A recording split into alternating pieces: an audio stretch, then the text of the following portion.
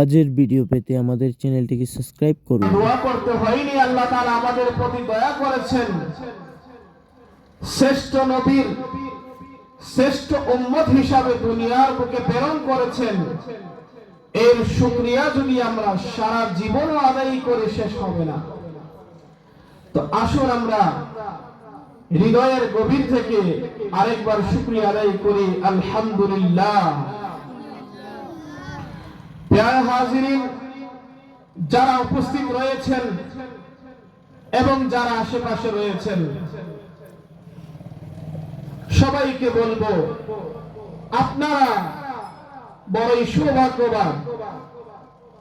আজ যে সকল ভাইদের প্রচেষ্টায় এই বেহেশতের বাগান সাজানো হয়েছে, তাদের প্রচেষ্টায় আপনারা অসংখ্য সওয়াব লাভ করার সুযোগ পাচ্ছেন। আল্লাহ তাআলার অগণিত রহমত আপনাদের উপরে বর্ষিত হচ্ছে। কেননা যেই স্থানের মধ্যে আজকের এই মাহফিলটি অনুষ্ঠিত হচ্ছে, এটা দুনিয়ার কোন সাধারণ স্থান নয়, এটা আল্লাহ তাআলার রহমত নাজিল হওয়ার স্থান হয়ে গিয়েছে। বিশ্বাস হয় আপনাদের? আমার রাসূলের হাদিস, মুসলিম শরীফ হাদিস নাম্বার 2699, হাদিসের বর্ণনাকারী প্রখ্যাত সাহাবী হযরত আবু হুরায়রা রাদিয়াল্লাহু তাআলা আনহু। যে আবু হুরায়রা রাদিয়াল্লাহু তাআলা আনহু সবচেয়ে বেশি হাদিস বর্ণনা করেছেন, সেই আবু হুরায়রা রাদিয়াল্লাহু তাআলা আনহুর বর্ণিত হাদিস ইমাম মুসলিম উল্লেখ করেছেন, লম্বা হাদিস। এর শেষ অংশে নবী করিম সাল্লাল্লাহু আলাইহি ওয়াসাল্লাম বলছেন, ওয়া মাজতামা কওমুন ফি বাইতিন মিন বুয়ুতিল্লাহ ইয়াতলুনা কিতাবাল্লাহি ওয়া ইয়াতাদারাসুনা বাইনাহুম ইল্লা নাযালাত আলাইহিমুস সাকিনাহ ওয়া হাফাতহুমুর রাহমাহ ওয়া গাশিয়াতহুমুল মালায়েকা ওয়া যাকারাহুমুল্লাহু ফী মান ইনদাহু। আল্লাহর রাসূল সাল্লাল্লাহু আলাইহি ওয়াসাল্লাম বলেন, যখন আমার উম্মতের মধ্য থেকে কিছু সংখ্যক ব্যক্তি আল্লাহ তাআলার কোন ঘরের মধ্যে থেকে একটি ঘরে অবস্থান করে, অথবা আল্লাহ তাআলার এই জমিনের মধ্যে কোন স্থানে একত্রিত হয়, সেখানে একত্রিত হয়ে তারা কোরআনের তেলাওয়াত করে এবং কোরআন হাদিসের আলোচনা করে, আল্লাহ তাবারক ওয়া তাআলা ওই স্থানে উপস্থিত প্রত্যেকের অন্তরে আল্লাহ তাআলা প্রশান্তি নাযিল করেন। আল্লাহু আকবার। এখানেই শেষ নয়, ওয়া হাফাতহুমুর রাহমাহ, আল্লাহ তাআলার রহমত তাদের উপরে অঝোর দ্বারাই বর্ষিত হয়। এখানেই শেষ নয়, যেখানে কোরআন হাদিসের আলোচনা হয়, ওই জায়গাটাকে আল্লাহ তাআলার নূরানী জগতের ফেরেশতারা নূরের পাখা দিয়ে বেষ্টন করে রাখেন। বলুন না সুবহানাল্লাহ।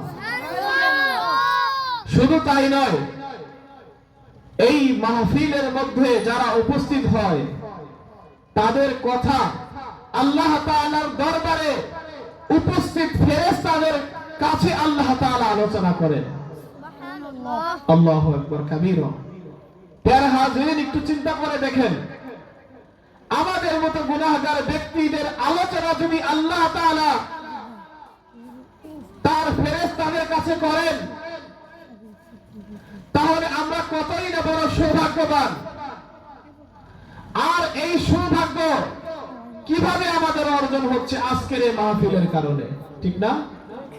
আজকে মাহফিল অনুষ্ঠিত হচ্ছে বিদায় আমরা এখানে এসেছি, আর আল্লাহ তাআলা তার নূরানি জগতের ফেরেশতাদের কাছে আমাদের আলোচনা করছেন। আল্লাহ তাআলার নূরের ফেরেশতারা তার নূরের পাখা দিয়ে আমাদেরকে পরিবেষ্টন করে রেখেছেন। তাই প্যারে হাজিরিন, আপনাদেরকে বলবো যে বাহিরে না থেকে প্যান্ডেলের মধ্যে চলে আসেন, আল্লাহ তাআলার রহমত থেকে যাতে আপনি বঞ্চিত না হয়ে যান। এই সময়, এই সুযোগ হয়তো সব সময় আসে না। আল্লাহর রহমত পাওয়ার, ফেরেশতাদের বেষ্টনের মধ্যে থাকার সুযোগ সব সময় হয় না। আজকে মাহফিলের বরকতে এই সুযোগ হয়েছে, তাই বলবো আপনি মাহফিলের মধ্যে চলে আসেন। আল্লাহ তাআলা তৌফিক দান করুক, সকলে বলি আমিন। প্যারে হাজিরিন, নবী করিম সাল্লাল্লাহু আলাইহি ওয়াসাল্লামের প্রতি দরুদ সালাম পড়ার অগণিত ফজিলত কোরআন এবং হাদিসের মধ্যে বর্ণিত রয়েছে। প্রসিদ্ধ আয়াত আমরা প্রত্যেকে জানি, ইন্নাল্লাহা ওয়া মালাইকাতাহু ইউসাল্লুনা আলান নবী, সূরা আহজাবের 56 নং আয়াত। এই আয়াত উলামাদের মুখে আমরা এর তরজমা শুনেছি। আল্লাহ তাআলা তার ফেরেশতারা নবী করিম সাল্লাল্লাহু আলাইহি ওয়াসাল্লামের উপরে দুরূদ প্রেরণ করে। সাহাবায়ে কেরাম দেখেন, কানজুল উম্মাল যেটা হাদিস শরীফের একটি বিখ্যাত গ্রন্থ, আল্লামা ইমাম মুত্তাকি আলী হিন্দি রাহমাতুল্লাহি আলাইহি যে কিতাবটি লিখেছেন, এই কিতাবের 3024 নং হাদিসের মধ্যে উল্লেখ রয়েছে যে একদিন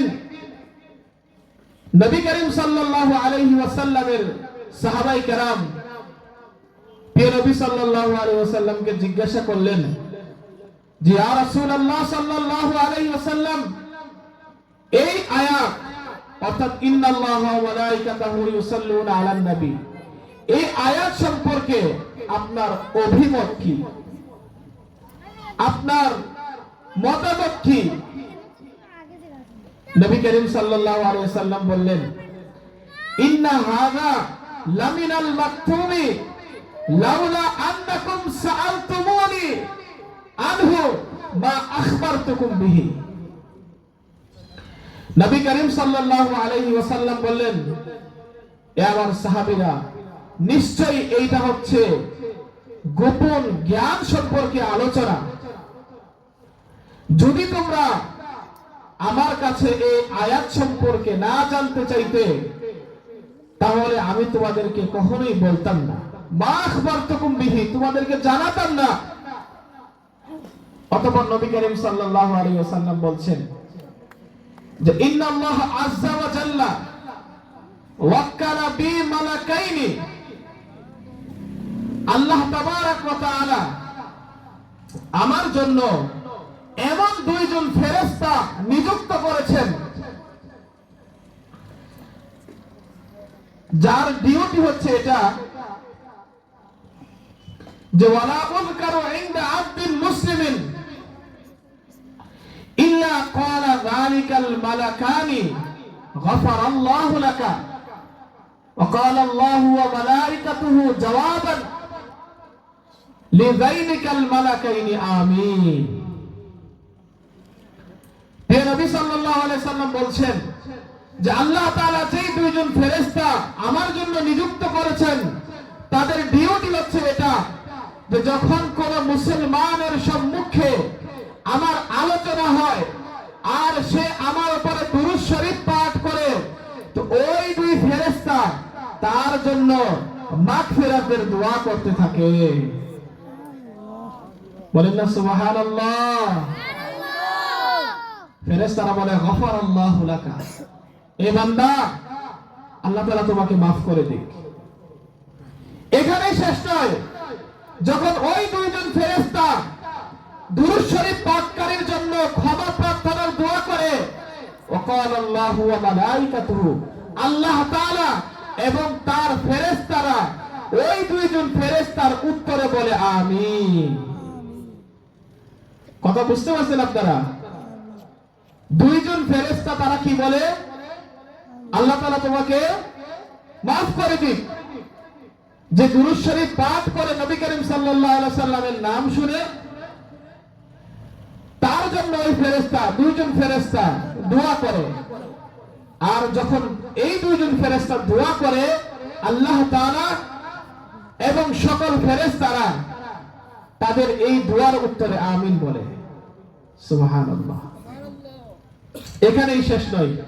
ইমাম জালালউদ্দিন সুয়ুতী রাহমাতুল্লাহি আলাইহি তার বিশ্ববিখ্যাত তাফসীরের গ্রন্থ তাফসীরে দুররে মানসুরের মধ্যে এই সূরা আহজাবের 56 নং আয়াতের তাফসীর করতে গিয়ে উনি এই হাদিসটি উল্লেখ করেছেন। সেখানে উনি ইমাম ইবনে নাজ্জার এবং ইবনে মারদাওয়াই রাহিমাহুল্লাহু তাআলা উনাদের বরাত দিয়ে এই হাদিসের মধ্যে আরো উল্লেখ করেন যে আল্লাহ রাসূল সাল্লাল্লাহু আলাইহি সাল্লাম বলেন ওয়ালা উযকারু ইনদা আবদিন মুসলিমিন ফালা ইউসাল্লি আলাইয়া ইল্লা ক্বালা যালিকাল মালাকানি লা গাফারাল্লাহু লাকা ওয়া ক্বালা আল্লাহু ওয়া মালায়েকাতুহু জাওয়াবান লিযাইলিকাল মালাকাইনি আমিন। আর অপরদিকে যখন কোন ব্যক্তির নিকট আমার আলোচনা হয় আর সে আমার প্রতি দুরূদ শরীফ পড়ে না, তো ওই দুইজন ফেরেশতা বলে আল্লাহ তাআলা তোমাকে ক্ষমা না করুক, নাউযুবিল্লাহ, আল্লাহ তাআলা তোমাকে মাফ না করুক। আর এর উত্তরে আল্লাহ তাআলা এবং তার ফেরেশতারা বলে আমিন। তাহলে এই হাদিস শরীফ থেকে আমরা বুঝতে পারলাম যে রাসূল করিম আলাইহিস সালাতু ওয়াস সালামের নাম যখন নেওয়া হয় তখন আমাদের দুরূদ শরীফ পাঠ করতে হবে। কেন? দুরূদ শরীফ এমন এক বরকতময় আমল যার আলোচনা করে শেষ করা যাবে না। ইমাম জালালউদ্দিন সুয়ুতী রাহমাতুল্লাহি আলাইহি এই আয়াতের তাফসীরের মধ্যে আরো বলেন যে দুরূদ শরীফ এমন একটি আমল যা সকল পেরেশানি দূর করার জন্য এবং সকল প্রয়োজন পূরণ করার জন্য যথেষ্ট। সুবহানাল্লাহ। আপনারা কি আমার কথা বুঝতেছেন? বুঝতেছেন সবাই? তো দুরূদ শরীফ এমন একটি আমল যা পেরেশানি দূর করে দেয়, যা আপনার সকল প্রয়োজন পূরণ করে দিবে। আজ দুনিয়াতে আমি আপনি কত সমস্যার সম্মুখীন। কেউ আর্থিক সমস্যার মধ্যে রয়েছে, কেউ মানসিক সমস্যার মধ্যে রয়েছে, কারো সন্তান অবাধ্য, বিভিন্ন পেরেশানি, কেউ অসুস্থ। তো আমরা বলি যে আমার এই সমস্যা, মানুষের কাছে বলি, দোয়া চাই। আমরা যদি দুরূদ শরীফ পড়াকে আমাদের অভ্যাসে পরিণত করি, আমাদের আমল হিসাবে, ওয়াজিফা হিসাবে গ্রহণ করে নেই, তাহলে আপনার আমার সকল সমস্যা সমাধান হয়ে যাবে, সকল পেরেশানি দূর হয়ে যাবে। নবী করিম সাল্লাল্লাহু আলাইহি ওয়াসাল্লাম হাদিসে পাকের মধ্যে ইরশাদ করেন, মান সাল্লা আলাইয়া কাদাল্লাহু লাহু 30 মিন হাওয়াইজিদ দুনিয়া। যে ব্যক্তি আমার উপর একবার দুরূদ শরীফ পাঠ করবে, আল্লাহ তাবারক ওয়া তাআলা তার দুনিয়ার 30টি প্রয়োজন পূরণ করে দিবে। আমরা দুরূদ শরীফ পড়ব তো ইনশাআল্লাহ। দুরূদ শরীফের ফজিলত, বরকত আলোচনা করে শেষ করা যাবে না। যুগে যুগে বড় বড় মুহাদ্দিসিনে কেরাম, বড় বড় মুফাসসিরিনে কেরাম দুরূদ শরীফের ফজিলত প্রসঙ্গে কিতাব রচনা করেছে। কলমের কালি শেষ হতে পারে, বয়ানের শব্দ শেষ হতে পারে, কিন্তু আমার নবীর দুরূদ সালামের ফজিলত আলোচনা করে লিখে বলে শেষ করা যাবে না। জোরে বলেন ঠিক না বেঠিক? দৌলত যদি চাহুবে জাহানে, দৌলত যদি চাও তবে জাহানে, দৌলত যদি চাও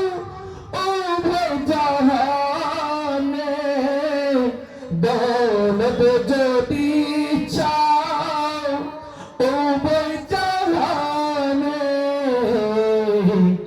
পরবজিফা সবাই পড়ে না পরবজিফা নামে মোহাম্মদ পরবজিফা নামে মোহাম্মদ সাল্লাল্লাহু আলাইহি ওয়াসাল্লাম সাল্লাল্লাহু আলাইহি ওয়াসাল্লাম কেন মুসলমান হবে না কুরবান কেন মুসলমান হবে না কুরবান বলো কেন মুসলমান হবে না কুরবান কেন মুসলমান হবে না কুরবান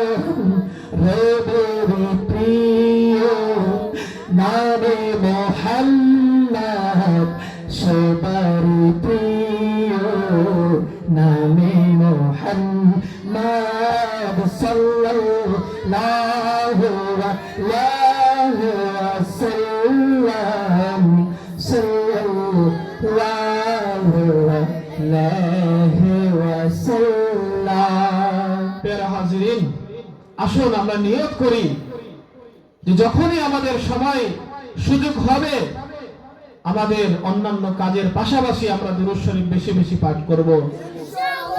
আল্লাহ তাআলা আমাদেরকে তৌফিক দান করুক, সকলে বলি আমিন।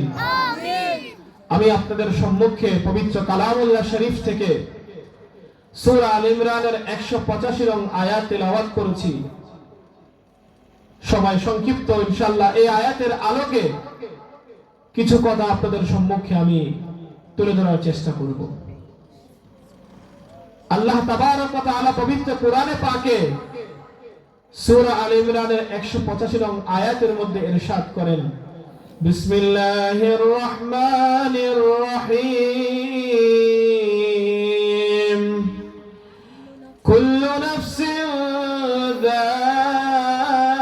যায়িকাতুল মাউত। আল্লাহ তাআলা ইরশাদ করেন প্রতিটি প্রাণকে মৃত্যুর স্বাদ ভোগ করতে হবে। হ্যাঁ, প্রতিটি প্রাণকে, সে মানুষ হোক, সে জিন হোক, ফেরেশতা হোক, এক কথায়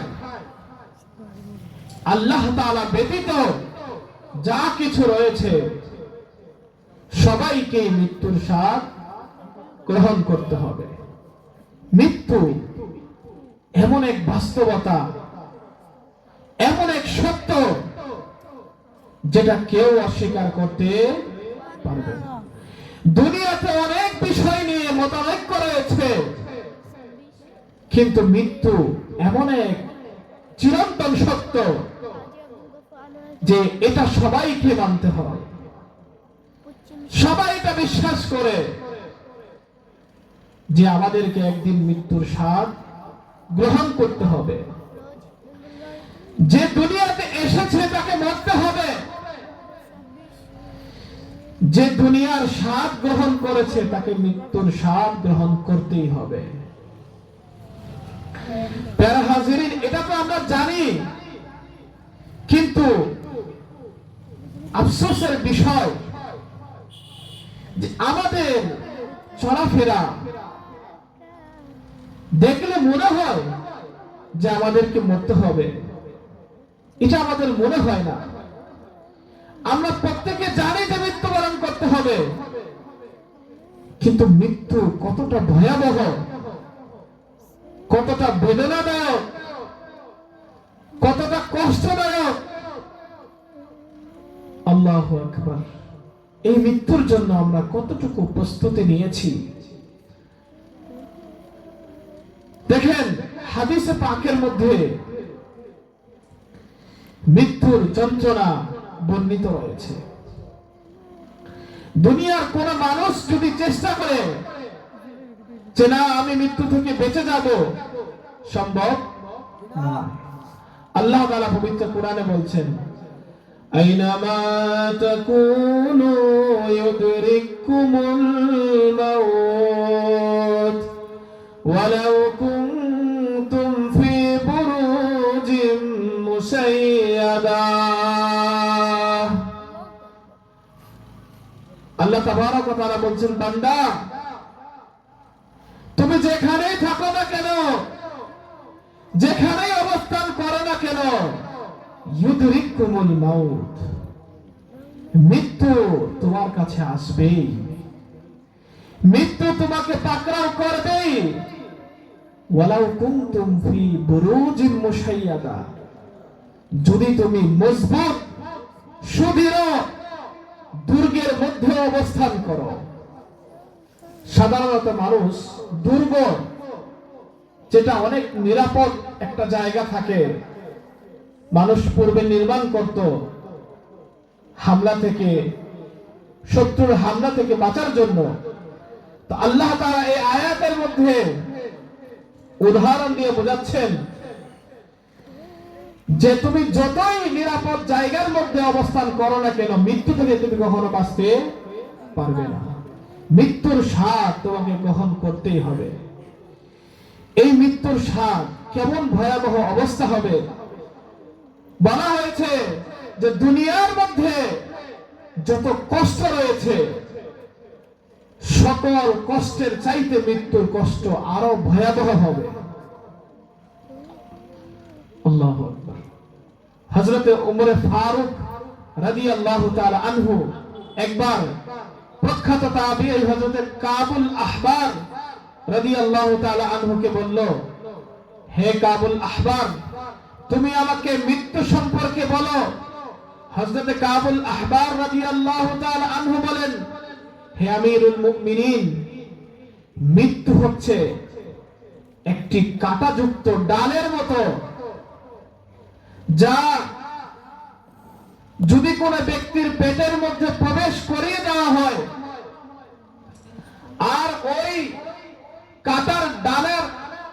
ডালের কাটার সাথে যদি ওই ব্যক্তির প্রতিটি শিরা উপশিরা রগ বিদ্ধ হয়ে যায়, বিঁধে যায়, অতঃপর যদি কোন একজন শক্তিশালী ব্যক্তি ওই কাঁটাযুক্ত ওই ডালটি ধরে সর্বশক্তি দিয়ে টান দেয়, তাহলে ওই ব্যক্তির শিরা উপশিরার রগগুলি যখন ছিঁড়ে যাবে, তার যে কষ্ট হবে, মৃত্যুর কষ্ট এর চাইতে অনেক ভয়াবহ।